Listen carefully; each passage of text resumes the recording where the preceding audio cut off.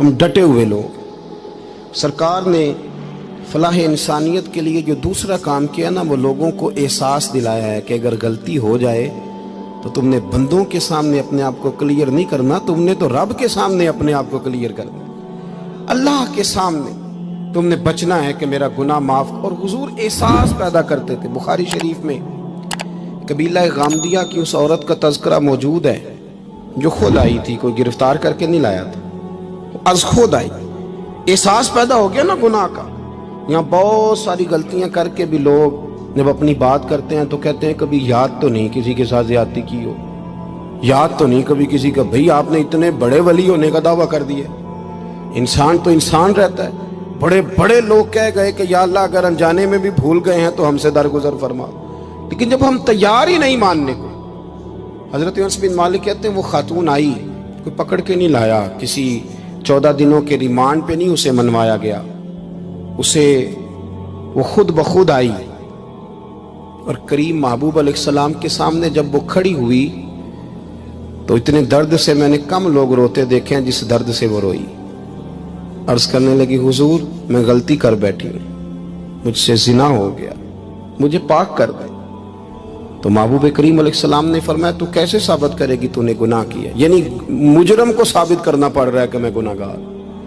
یہ وہ کمال ہے کہ انسانوں کو احساس ہونے لگے کہ یہاں ہم غلط ہیں.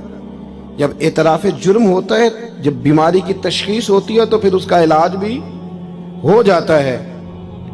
حضرت انس بن مالک کہتے ہیں وہ عرض کرنے لگی حضور میرے پیٹ میں ناجائز بچہ ہے.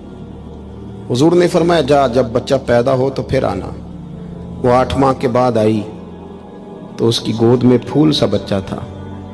حضور نے فرمایا واپس جا، جب روٹی کھانے لگ جائے تو پھر آنا.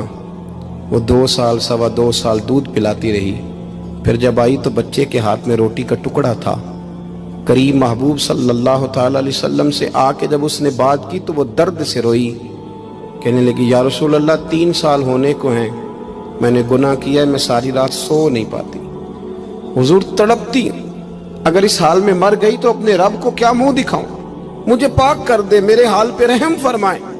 محبوب کریم صلی اللہ علیہ وسلم نے بچہ ایک صحابی کو دیا، فرمایا بچوں کی طرح پالنا، اور کہا اسے لے جاؤ، پتھر مار مار کے اسے سنسار کر دو. صحابہ کہتے ہیں اسے پتھر لگ رہے تھے اور حضور بے چینی کے ساتھ ٹہل رہے تھے. آ کے خبر دی حضور وہ تو وصال کر گئی، انتقال ہو گیا. فرمایا یہاں تک تو بات اس کی تھی. حضرت انس بن مالک کہتے اب محبوب کریم نے صحابیات سے فرمایا اسے غسل دو، کفن پہناؤ، جنازہ تیار ہو جائے تو مجھے خبر کرنا.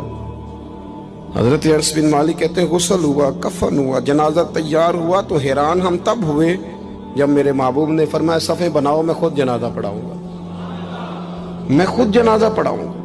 اور سرکار نے جنازہ پڑھایا تو ایک شخص کی زبان سے نکلا حضور اس ملعون کا معاذ اللہ جنازہ جس نے ناجائز بچہ جنا، اس کے لیے آپ دعا کر رہے ہیں، جنازہ پڑھا. حضور فرمانے لگے خاموش ہو جاؤ، تم نے گناہ دیکھا ہے، اس کا احساس نہیں دیکھا.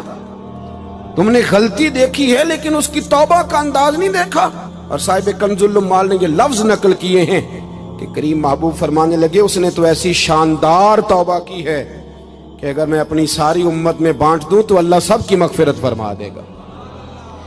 احساس جب پیدا ہو جاتا ہے نا اپنے دل کے اندر کہ یہاں میں غلط ہوں. ان العبد اذا اعترف ثم تاب تاب اللہ علیہ او کما قال نبی صلی اللہ علیہ وسلم، رواہ مشکات.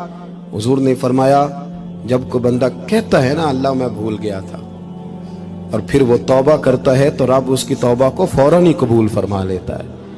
پہلی بات یہ کہ عقائد کو مضبوط رکھیں، مضبوط عقائد. اور یہ جو آج کل ایک اور ماحول چل رہا ہے، کو تھوڑا ادھر کو تھوڑا ادھر، عقائد وہی درست ہیں جن کی تشریح شیخ عبدالحق محدث دہلوی نے فرمائی. عقائد وہی درست ہیں جن کی بابت حضرت مجدد الفسانی لکھ گئے، اور ان سب کو اگر کھلا کر کے بیان کیا تو امام احمد رضا فاضل بریلوی نے بیان کیا. انہی بزرگوں کی باتوں کو کھول کر ہمارے سامنے رکھا. مضبوط عقائد کی زندگی گزاریں. اور دوسری بات اگر کبھی کوئی غلطی ہو جائے پھر اس کا احساس پیدا کریں، پھر اس سے توبہ کریں. تیسری بات جو فلاح انسانیت کے لیے بڑی ضروری ہے وہ یہ ہے کہ تھوڑا احساس پیدا کریں دوسروں کا. میری زندگی میری ذات سے شروع ہوتی ہے. میری ذات سے، میرے سے ہنس کے بولو، میری بات مانو، میرے پیچھے چلو، میرے آرام میں خلل نہ آئے، میری طبیعت کے بھئی آپ کی طبیعت کے مطابق چلیں تو پھر تو آپ بہت بڑے خود غرض ہوئے کہ آپ نے صرف اپنے لیے سوچا۔ محبوب کریم کا کمال یہ تھا کہ حضور نہ دوسروں کا بڑا احساس فرماتے تھے۔ آپ بخاری مسلم کی وہ حدیث پڑھیں تو حیران ہو جائیں کہ سرکار فرماتے ہیں میں جب نماز کی نیت باندھتا ہوں تو میرا دل کرتا ہے میں لمبی نماز پڑھاؤں۔ جب میرا کسی کام کرنے کو دل کرے تو پھر میں ساری دنیا کچلنی پڑے تو میں کر جاتا ہوں، لیکن حضور فرمانے لگے کہ میرا دل کرتا ہے میں لمبی نماز پڑھاؤں، لیکن پھر میرا خیال آتا ہے کہ پیچھے بوڑھے بھی ہیں، بیمار بھی ہیں، بچے بھی ہیں۔ یا رسول اللہ، نماز اللہ کی اور خیال بندوں کا؟